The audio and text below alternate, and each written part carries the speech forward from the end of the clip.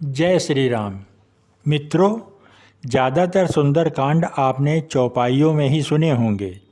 मैं उन्हीं चौपाइयों का हिंदी में केवल अर्थ बता रहा हूँ ताकि सबको मालूम हो जाए कि सुंदरकांड में हनुमान जी ने कौन कौन से कार्य किए हैं। हनुमान कथा की पहले की कहानी वीडियो के भाग 1 से भाग 6 तक है। शिव जी ने जो संपत्ति रावण को 10 सिरों की बलि देने पर दी थी, वही संपत्ति श्री रघुनाथ जी ने विभीषण को बहुत सकुचाते हुए दिया।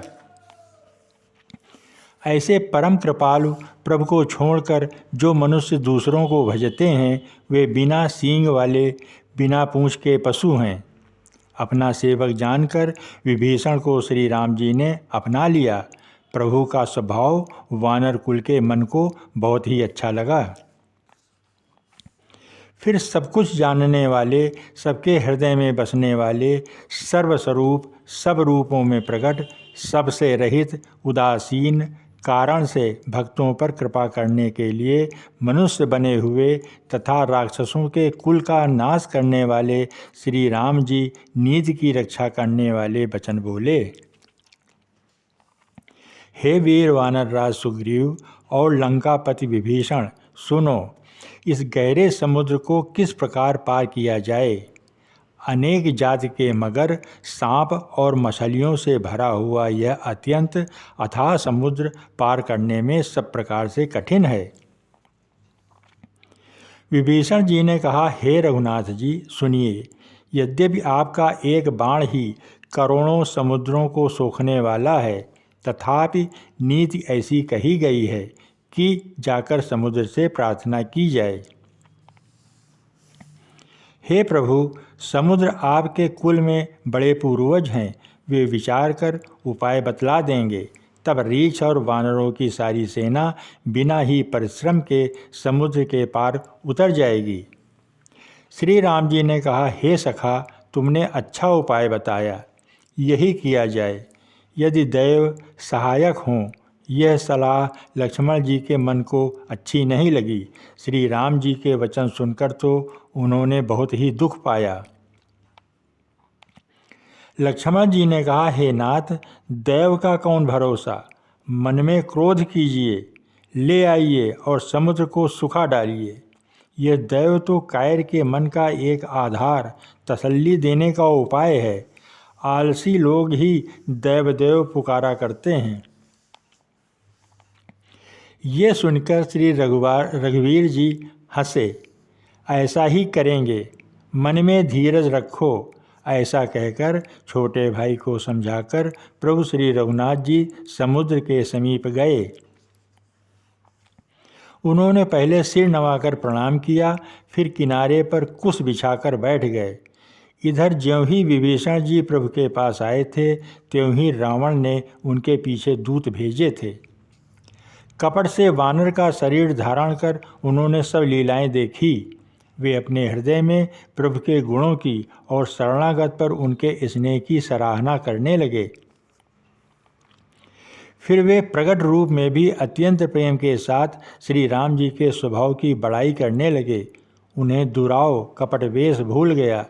तब वानरों ने जाना कि ये शत्रु के दूत हैं और वे उन सबको बांधकर सुग्रीव के पास ले आए। सुग्रीव ने कहा, सब वानरों सुनो, राक्षसों के अंग भंग करके भेज दो। सुग्रीव के वचन सुनकर वानर दौड़े। दूतों को बांधकर उन्होंने सेना के चारों ओर घुमाया। वानर उन्हें बहुत तरह से मारने लगे। वे दीन होकर पुकारते थे, फिर भी वानरों ने उन्हें नहीं छोड़ा। तब दूतों ने पुकार कर कहा, जो हमारे नाक कान काटेगा, उसे कौशलाधीश श्री राम जी की सौगंध है। ये सुनकर लक्ष्मण जी ने सबको निकट बुलाया। उन्हें बड़ी दया लगी। इससे हंसकर उन्होंने राक्षसों को तुरंत ही छुड़ा दिया और उनसे कहा, रावण के हाथ में यह चिट्ठी देना और कहना, हे कुलघातक, लक्ष्मण के शब्दों को बाँचो। फिर उस मूर्ख से जबानी यह मेरा उदार कृपा से भरा हुआ संदेश कहना कि सीता जी को देकर उनसे श्री राम जी से मिलो, नहीं तो तुम्हारा काल आ गया समझो।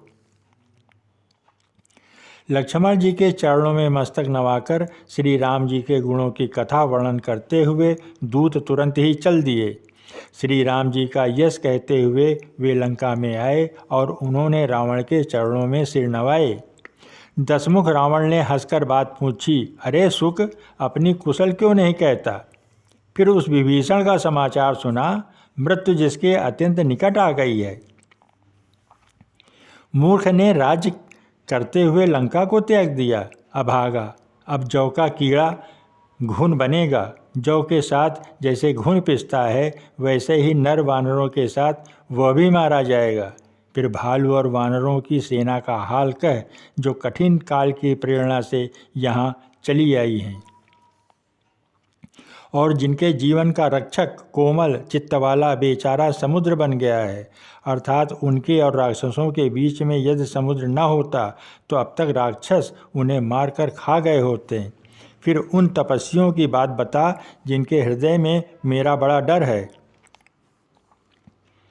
उनसे तेरी भी भेंट हुई या वे कानों से मेरा सुयश सुनकर ही लौट गए? शत्रु सेना का तेज और बल बताता क्यों नहीं? तेरा चित्त बहुत ही चकित भौचक्का सा हो रहा है।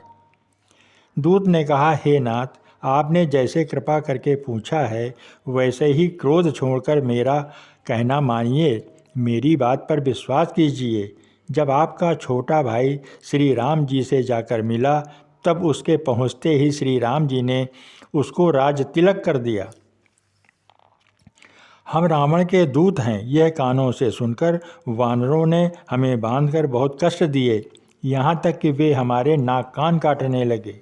श्री राम जी की शपथ दिलाने पर कहाँ उन्होंने हमें छोड़ा। हे नाथ, आपने श्री राम जी की सेना पूछी, सो वह तो 100 करोड़ मुखों से भी वर्णन नहीं की जा सकती। अनेकों रंगों के भालू और वानरों की सेना है, जो भयंकर मुख वाले, विशाल शरीर वाले और भयानक हैं। जिसने नगर को जलाया और आपके पुत्र अक्षय कुमार को मारा, उसका बल तो सब वानरों में थोड़ा है। असंख्य नामों वाले बड़े ही कठोर और भयंकर योद्धा हैं। उनमें असंख्य हाथियों का बल है और वे बड़े ही विशाल हैं। द्विविध, मयंद, नील, नल, अंगद, गद, विकटास्य, दधिमुख, केसरी, निषठ, सठ और जामवान, ये सभी बल की राशि हैं। ये सब बानर बल में सुग्रीव के समान हैं और इनके जैसे 1-2 नहीं, करोड़ों हैं। उन बहुत 100 की गिनती कौन कर सकता है? श्री राम जी की कृपा से उनमें अतुलनीय बल है। वे तीनों लोकों को तृण के समान समझते हैं। हे दशग्रीव, मैंने कानों से ऐसा सुना है कि 18 पद्म तो अकेले वानरों के सेनापति हैं। हे नाथ, उस सेना में ऐसा कोई वानर नहीं है जो आपको रण में न जीत सके। सबके सब अत्यंत क्रोध से हाथ मींचते हैं, पर श्री रघुनाथ जी उन्हें आज्ञा नहीं देते। हम मछलियों और सांपों सहित समुद्र को सोख लेंगे, नहीं तो बड़े बड़े पर्वतों से उसे भरकर पाट देंगे और रावण को मसल कर धूल में मिला देंगे। सब वानर ऐसे ही वचन कह रहे हैं। सब सहज ही निडर हैं, इस प्रकार गरजते और डपटते हैं मानो लंका को निगल ही जाना चाहते हैं। सब वानर भालू सहज ही सूरवीर हैं, फिर उनके सिर पर प्रभु सर्वेश्वर श्री राम जी का हाथ है। हे रावण, वे संग्राम में करोड़ों कालों को जीत सकते हैं। जय श्री राम।